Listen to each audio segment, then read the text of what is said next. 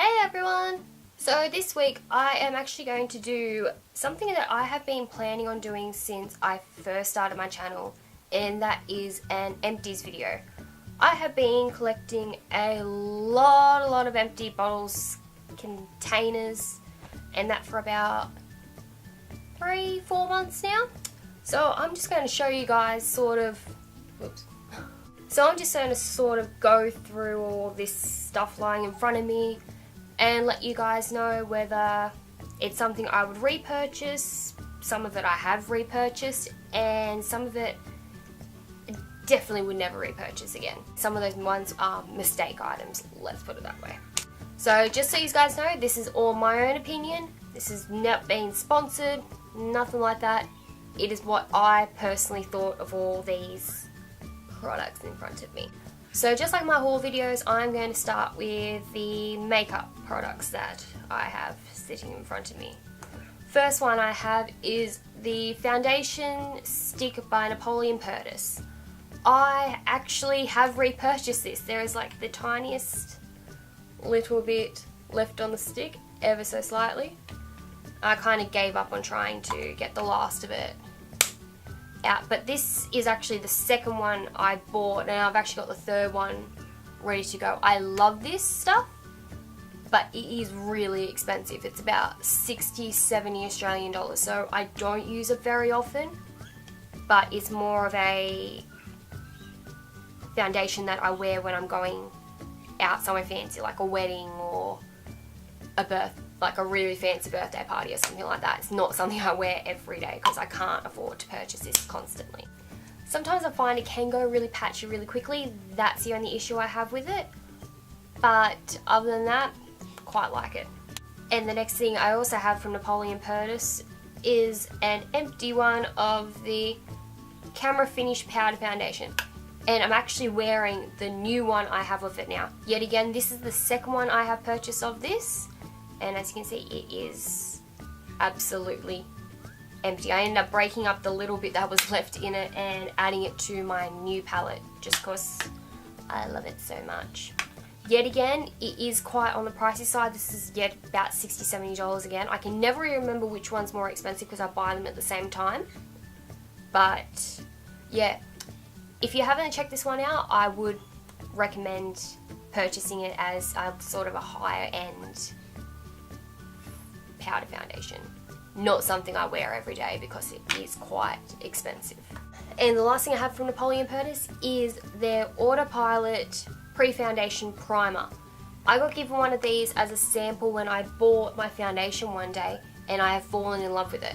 I used to just use like your regular moisturiser. I purchased this twice because the sample I got given actually lasted me a while because I try not to use very much of it. You don't really need much of it, which is good, and it's just so lightweight. You don't feel like you've got a whole heap of stuff underneath your makeup, and I love it. Love it, love it, love it. Next thing I have is actually the BB cream from the Body Shop. I bought this when I was living in London because the job I had there, I had to wear makeup every single day, and I didn't like doing a full face of makeup all the time. I just wanted something light on. I probably would not purchase this again. It done the job at the time, but I found that mainly it built up on the brush that I was using for it. I don't like using my fingers putting on a lot of makeup. I tend to use brushes with it. And I don't know, after a while I didn't like it. It done its job at the time, but I probably wouldn't get it and wear it all the time. I end up pretty much just using it up for the sake of using it up, honestly, because I don't like to waste products where I can. I actually do have another thing from Napoleon Perdis. It is the pre-foundation primer set. This one I purchased at Big W, so not actually at Napoleon themselves. They have a separate section of stuff at like Target and Big W and that type of thing, and I got this from there. Probably wouldn't get it again. The only reason why I got it is because I couldn't afford the Autopilot one, and it's got nothing on the Autopilot. The Autopilot is way better. I would recommend just going straight into the more expensive one instead of going the cheaper one, even though they're the exact same brand. yeah, I'd go this one is worth the money, whereas this one wasn't really worth it, even though it wasn't that expensive. I also have 2 empty bottles of the NYX or NYX. I still don't know how to pronounce it. I've been using the stuff for years. They're like setting spray. They were alright for a cheap brand. If you're looking for a cheap alternative to like your MAC or the Urban Decay and that, they're not that bad, but really it's not that much more to actually buy the MAC one. They're probably about half the price and you get half the amount of products, so you might as well just buy the more expensive one. I probably won't repurchase these personally. They yet again done the job when I needed it, but it's not really, I don't think they're that worth it in the long run, unless you're just looking for a cheap alternative for the time being. Next thing I have is the Falsies mascara by Maybelline. This one is different to the one that I usually get. It's the flared one, so it's got a kind of different brush if you've ever seen the Falsie, just the regular Falsies one. I quite like this mascara. I do use my Falsies one every now and then. I love Maybelline mascaras in general. I have like 6 different ones. If I had the choice between this one and the other Falsies one, I'd probably prefer the other Falsies one, but if I can't get that one, I would definitely purchase this one again. Next thing I have is the eye cream from Kiko. I grabbed the one that was Eyes Rescue when I was in Europe because I didn't have my Lush one with me. It's alright. I find it a bit thick. I prefer the Lush one over this one, but I would repurchase this one as an alternative to the Lush one if I couldn't get hold of the Lush one. Next thing I have is the Jurlique Rose Water Balancing Mist. It is one of those face spray mist things that are meant to wake you up and all that. I bought this when I was going on my first trip overseas, mainly for the flight. I like it. I really, really did like it. As you can see, I actually accidentally snapped the top of it in my handbag not that long ago. Whoops. But yeah, it is quite expensive, unfortunately, so it's not something I would repurchase constantly, but I would get it again. Yeah. Okay, these 2 products here I said I regretted buying. I'm not normally this person, but I did buy this mainly because Kylie Jenner was using it and is the ambassador for the brand. It was horrendous. I hated it. I forced myself to use the last of it. The same with this, the Bee Sting Fix Lifting Mask. Does nothing. Does not cover up any wrinkles or anything whatsoever. I end up giving up on them. There's a tiny little bit left in each one because it's just, can't be bothered with it. Yeah, I do not recommend getting these. They were not worth the price of them. Don't do what I done and fall for the, oh, this celebrity bought this, this celebrity is promoting this, that means that it must be good. Not always the case, okay? They are paid to do that half the time, and don't be a sucker like I did. I don't normally do it, as I said, but sometimes you just get roped into it. Speaking of the Body Shop, I actually used their Intense Moisturiser Cream, the Vitamin E one. It was quite expensive for the size of the tub. It was about $20, $30 for that. It wasn't that good. It was alright, and it was supposed to make my skin less dry, but I did actually find that my skin was sometimes more dry around here when I was using it than when I'm using my simple skincare one that I'm using at the moment. It was, yeah, really wasn't happy with it, especially for the price of it. So I probably would not repurchase that again. Now I think I showed these actually in my January favourites, possibly. They're the Silver Screen Ice Blonde Shampoo and Conditioner by Natural Look. I love these. Absolutely love them.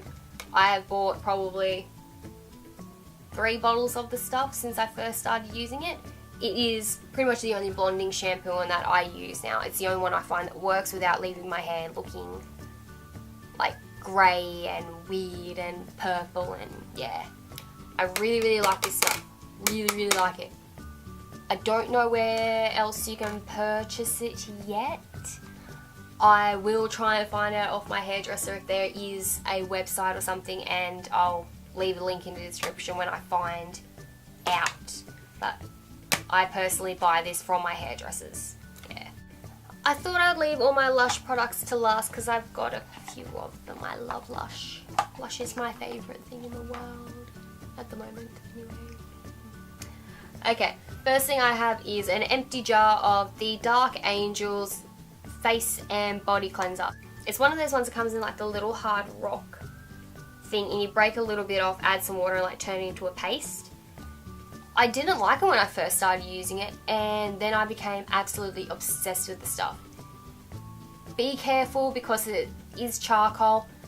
I quite often get in trouble off my mum for washing it off in the hand sink because it's white and it leaves like a black film on the sink. But yeah, other than that, I love it. Absolutely love the stuff. You do have to really scrub to get it off sometimes, but other than that, I just usually end up getting the last little bits of residue off with my toner at the end of my cleanse. Next I have the Imperials face moisturiser. I bought this and this when I was in London on my latest trip overseas, mainly because my skin was feeling after a flight and I needed something that was going to be like self-preserving, not like my normal face mask that I love. So I got recommended this. Wasn't a fan. It was almost greasy. I didn't like it at all. I probably wouldn't get it again. I want to try some of their other moisturisers to see if I prefer any of those ones, but yeah, I just found this really oily on my skin, unfortunately. But what can you do? And then I have a bunch of empty things of face masks. First off, I've got the mask of magnaminty. 3 times I've spoken about this in a video and I still cannot pronounce it. The first time I bought it in the smaller jar of it. You have seen me with the bigger jar of it. I have shown you guys that in... What's my favourite? Or was it a haul? Was it both? No, it would have been both. I've shown you guys in a haul and a favourites video of that one. So as you can obviously tell, I have repurchased this. This was the 125 gram and I got the... I don't know how big the other one is. It's like that big. But yeah, I really like this. I would repurchase it constantly. I do get both a fresh face mask and my self-preserving face masks. I usually use my self-preserving ones more frequently and my fresh face masks when I know I need it, which I think I do at the moment actually. I need to go buy one.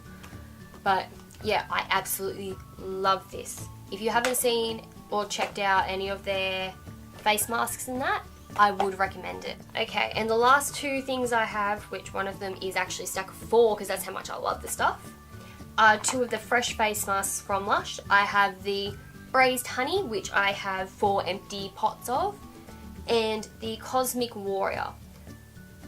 That one was horrible. Horrible. I pretty much forced myself to use it because I don't like wasting products. It is, what is it? Garlic and tea tree. It smelled horrible. If you've ever been to like the RSPCA and walked through like the dog shelter and that, it smells like that. Horrible. Didn't think it really done anything for my breakouts and would not be repurchasing. This one, however, as you can see, I have repurchased 4 times and I need to go out and get another one of it. I wouldn't say it smells amazing, but it does smell quite nice. My parents don't like it. But yeah, if you are looking for a face mask from Lush, a fresh face mask from Lush, should I say, see if you can check out the Brazed Honey one. I loved it. You may not personally like it, but as I said, this video is my personal opinion. So I hope you guys did enjoy this video, and it kind of gives you guys a bit of a help in deciding on some of those products if you want to buy them or not. Don't forget to also go over and check out my last video that I done. It is a gold and pink subtle eye makeup. I don't want to call it a tutorial because I'm not a professional makeup artist, but it's how I do my sort of like a going out makeup sort of thing. And as usual guys, don't forget to give this video a big thumbs up, and I'll see you guys next week. Bye!